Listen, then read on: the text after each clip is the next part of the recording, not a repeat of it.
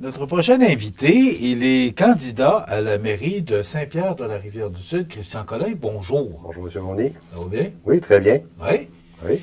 Christian, vous avez annoncé récemment que vous vouliez prendre la place de M. Fortier, qui se retire. Effectivement. M. Fortier qui a été là quand même pendant plusieurs années. Ou... Oui, bien, comme maire, une quinzaine d'années comme maire, puis 35 ans au total, là, autant comme conseiller, comme maire et tout ça. Là, donc, c'est quelqu'un, je dirais, c'est un bon pilier là, avec Claude Fizette aussi à Saint-Pierre, qui est là depuis 34 ans. C'est deux bons piliers qui quittent là, la vie politique de Saint-Pierre, qu'on a fait, on a terminé justement hier là, avec notre dernier conseil.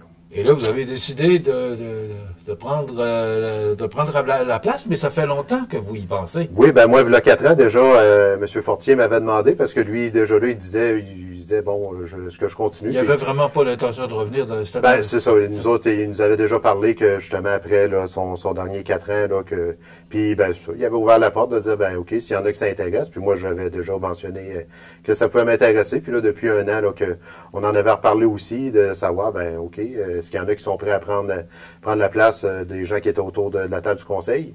Puis moi, j'ai toujours gardé la même ligne de conduite, ça m'intéresse toujours, puis je pense que je peux donner un petit coup de main justement à la municipalité de Saint-Pierre. Ben moi, j'ai justement pas mal de questions à vous poser, parce que ça fait 16 ans que vous êtes conseiller, donc ça veut dire que vous siégez depuis les débuts avec M. Fortier. Ben même M. Fortier avait déjà siégé avant, parce que moi, j'ai commencé avec Marie-Ève Proulx. Donc, quand Marie-Ève Proulx avait été élue, là, moi, j'avais été élu aussi comme conseiller. Donc, j'ai vécu 4 ans avec Marie-Ève Proulx, ensuite 12 ans avec Alain. Comment on voit ça, là, justement, de remplacer un maire qui était là pendant plusieurs années? Est-ce que vous avez l'intention de prendre un peu la philosophie de M. Fortier ou on va avoir un conseil municipal signé Christian Collin? Ben, je dirais le conseil municipal risque d'être signé Christian Collin parce que je ne suis pas comme Alain Fortier, donc c'est sûr que moi j'ai un style de gestion qui est peut-être un petit peu différent. Bon, c'est sûr, j'ai une expérience différente aussi. J'ai été militaire, j'ai été commandant de camp pendant 6 ans, donc c'est une expérience qui m'a permis justement de faire beaucoup de gestion. Fait que à partir de là, ben c'est sûr que côté gestion, ben je peux pas me coller sur ce que M. Fortier faisait.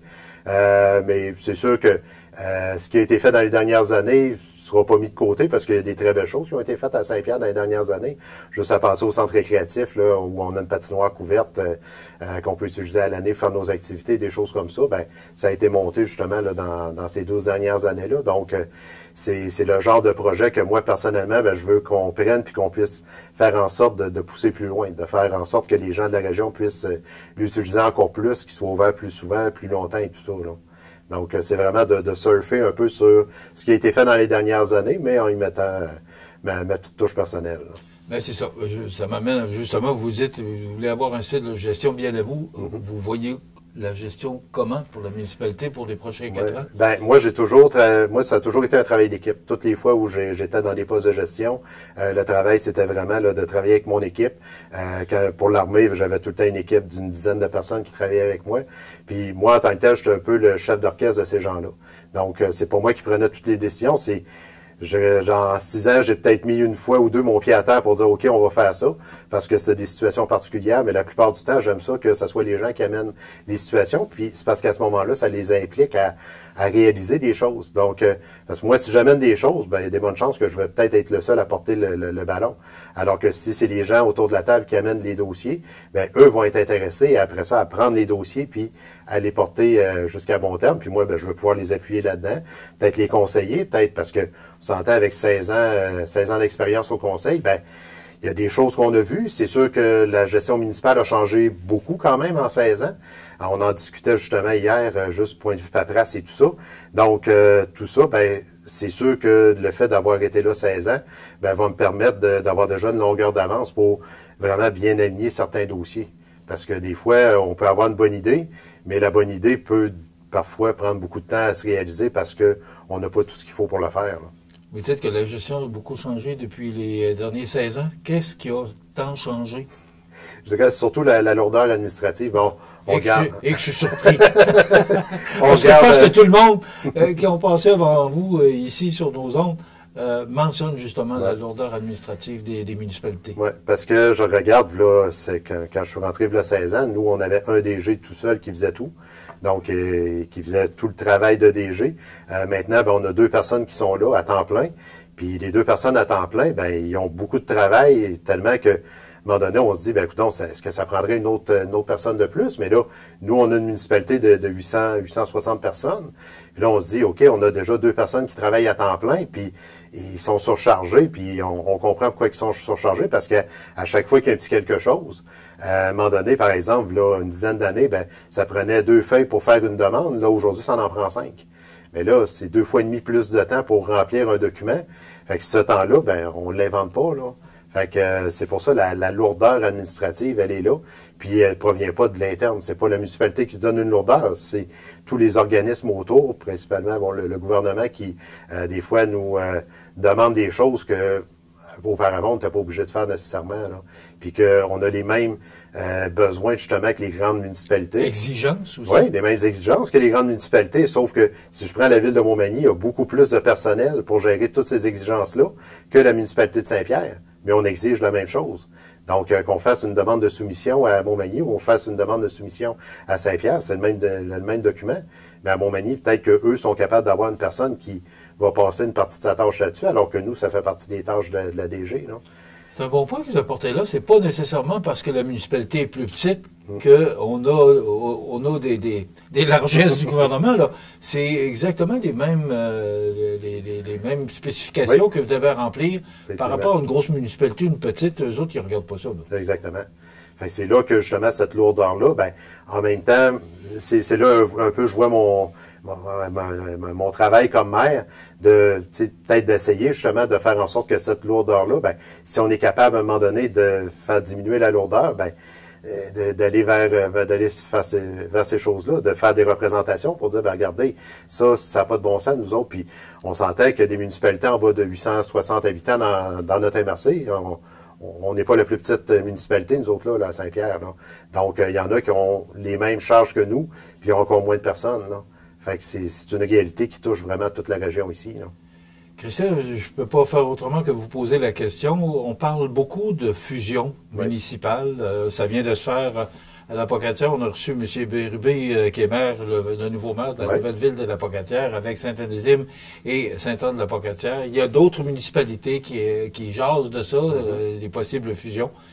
Est-ce que c'est dans les cartons? Est-ce que vous en avez parlé d'abord avant, pas comme candidat à la mairie, mais en conseil municipal? Est-ce que ça a été discuté au cours des dernières années, à savoir, est-ce qu'avec Saint-François et Berthier, comme vous êtes au centre, ça pourrait être ou avoir de l'intérêt? C'est pas tant des fusions, mais c'est plus des partages de dossiers ou des partages de commodités où on prend seulement comme exemple, depuis le début de l'année, c'est nous étant Saint-Pierre, Saint-François et Berthier qui ramassons nos déchets puis notre collecte de bacs bruns. Donc, pour ça, parce qu'à un moment donné, bon, on était en soumission, puis les gens ont regardé, les gens justement autour des 3 tables de conseil ont regardé ça, puis ont dit, ben, peut-être ça vaudrait la peine de s'équiper d'un camion, puis faire la collecte pour les 3 municipalités. Donc, on a une entente, puis depuis le mois de janvier, ben, c'est nous qui faisons les collectes là, des bacs verts et des bacs bruns. On a une collaboration pour les pompiers. Donc, moi, personnellement, je le vois, puis si c'est moi qui ai élu maire, je vais continuer dans ce sens-là aussi avec Saint-François puis Berthier, parce que oui, on gagne à partager des services. On gagne peut-être justement à partager des gens, du personnel qui pourrait peut-être travailler. C'est là que je vais vous emmener, c'est que là, vous disiez tout à l'heure que vous êtes rendu avec 2 personnes à temps plein pour la paperasse qui est volumineuse. Oui. Est-ce que c'est possible qu'il puisse y avoir des services de ressources humaines entre les 3 municipalités? Est-ce que ça se fait ou il y a une confidentialité ou comment ça marche? Présentement, c'est vraiment silo. Présentement, là, Saint-Pierre, Jean-Séchaud, Saint-François, puis je dirais c'est parce qu'ils sont dans la même situation que nous autres aussi, là. Présentement, il n'y a aucune municipalité, en tout cas, je pourrais pas m'avancer pour Saint-François et Berthier, mais d'après moi, ils n'ont pas trop de personnel assez pour dire, ben, OK, on va prêter des services, admettons, à Saint-Pierre. Par contre, est-ce que éventuellement on pourrait penser que, admettons, nous, on aurait besoin d'une personne à mi-temps à Saint-Pierre, puis de penser, ben, OK, on va engager quelqu'un à mi-temps à Saint-François, Saint-Pierre. Ben, nous autres, on l'a déjà fait pour un intervenant loisir. Là, quand même plusieurs années, là, mais on avait un intervenant loisir qui, justement, travaillait à Saint-Pierre et à Saint-François en même temps. Mais c'est là que, moi, personnellement, je serais pas fermé à ça parce que je pense que c'est en, justement, s'associant qu'on peut être gagnant là-dedans, parce que des fois, on va avoir besoin d'une personne qui a une spécialisation. Ben, cette personne-là, on peut pas nécessairement se la payer à temps plein, mais si on peut se la payer à temps partiel ou à mi-temps, ben, à ce moment-là, peut être intéressant pour nous, là. C'est que vous pensez à la capacité de payer des contribuables oui, aussi. Oui, parce que... Vous voyez ça comment, là? Parce que le tronc de taxe, on sait que c'est la pierre angulaire de tous nos citoyens. Oui, puis ça, c'est la première chose qu'on doit faire un coup. Le conseil élu, c'est de monter justement notre budget là dans les premiers mois. Puis il n'est pas fait, là. Non, ça va être le nouveau conseil qui va le faire. Sur ça, parce que le budget en tant que tel, d'habitude, nous on commence à le monter à fin novembre. Fin novembre, début décembre. En période électorale, on peut retarder l'adoption jusqu'à la fin janvier. Sauf que c'est pas tant la meilleure des choses parce que si on fait ça, ben, ça veut dire que nos comptes de taxes l'année prochaine vont être retardés d'un mois. Donc là, c'est les rentrées d'argent pour la municipalité qui retardent et tout ça. Donc, idéalement, c'est de le faire là. Mais effectivement, quand même qu'on dirait, OK, on va engager quelqu'un, un salaire de 50 000 par année, ben au nombre de payeurs de taxes de Saint-Pierre, ça veut dire que ça va être une augmentation de 50-100 sur chacun des comptes des comptes de taxes. Là. Donc, ça, est-ce qu'on peut faire ça? Moi, personnellement, je m'avance pas là-dedans. Là. Moi, personnellement, surtout dans une première année, c'est d'arriver et de dire, bon, OK, on va s'organiser pour avoir un statu quo au niveau du compte. Puis après ça, bon, on verra justement si on est capable de faire un peu plus avec ce qu'on a. Mais je dirais, nous, ça fait quand même plusieurs années qu'on fait attention pour pas avoir des trop grosses augmentations. Puis on est de plus en plus inventif. Le budget? Oui, mais de plus en plus inventif pour arriver à dire, ben OK, on va faire en sorte de boucler le budget, mais avec le même quantité d'argent qu'on avait l'année passée, parce que faut pas oublier non plus que l'inflation nous a touché directement dans les dernières années. Là. On compare pas des oranges avec des oranges, là, parce qu'on voit que Montmagny est resté avec des surplus de 2 millions de dollars. Est-ce que le Saint-Pierre a des surplus? Est-ce qu'on réussit à sortir des surplus en fin d'année? Ben, on en a eu. Au cas où, pour des. Ouais, on en a eu dans les dernières années des surplus qu'on peut utiliser justement en cas de besoin, mais dans les dernières années, je dirais, les surplus sont de moins en moins gros. Là. Donc, c'est pour ça qu'on s'est mis des petites réserves de côté. Mais même là, je dirais, dans les dernières années, là, on peut pas dire qu'on a débloqué des très gros surplus. Là. Christian, vos ambitions, votre plateforme électorale, développement économique de la municipalité, rendre la politique municipale plus proche de la population. Est-ce que c'est le cas actuellement? Ben oui, je dirais les gens n'hésitent pas à nous, en tout cas moi personnellement quand je me promène dans la municipalité, dans les activités et tout ça, les gens n'hésitent pas à poser des questions. Les gens des fois sont peut-être pas tant au courant de ce qui se passe. Puis c'est pour ça que moi, personnellement, une des premières choses que je mettrai en place dès novembre, c'est d'enregistrer nos séances de conseil pour qu'ils soient publics. Là, présentement, la seule chose que les gens ont, c'est de le résumer dans le Pierrot un mois plus tard. Ils voient qu'est-ce qu'on a fait au conseil. Mais moi, j'aimerais vraiment ça, là, avoir sur le site Internet de la municipalité la séance de conseil pour que les gens puissent aller visionner puis voir justement qu'est-ce qu'on prend comme décision. Parce que souvent, les gens posent des questions, mais ils savent pas tant qu'est-ce qui a été discuté ou comment ça a été discuté des fois. Des gens qui vont s'opposer, mais en réalité, s'ils connaissaient tout ce qui est en arrière de la prise de décision. Tout ce qui se dit, service aux familles. Oui, service aux familles, parce que, je dirais, on a beaucoup de jeunes familles, donc de continuer justement à aider ces familles-là, puis de rendre nos lieux accessibles.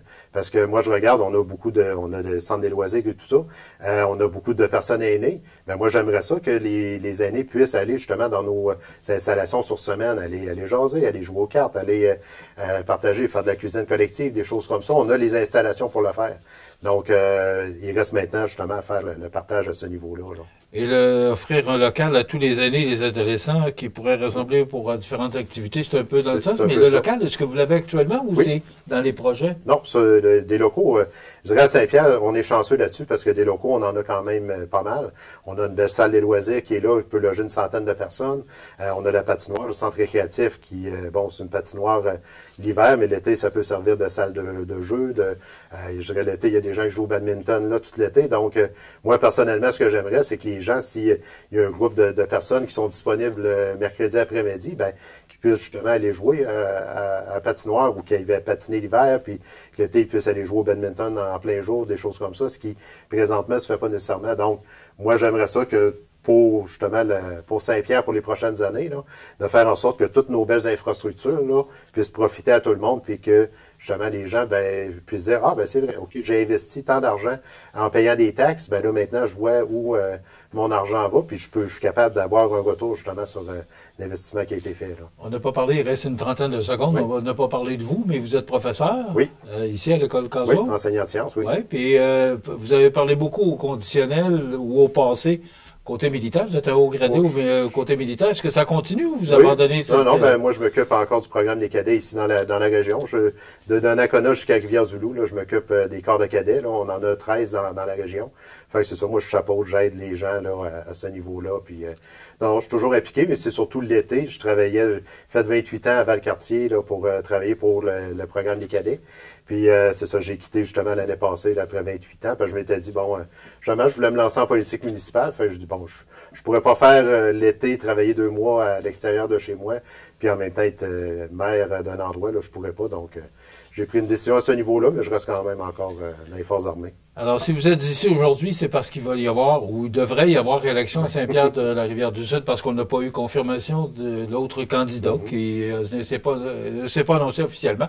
Alors, on va vous souhaiter bonne chance pour votre campagne électorale. Christian Collin, qui est candidat à la mairie de Saint-Pierre de la Rivière-du-Sud. Oui, voilà.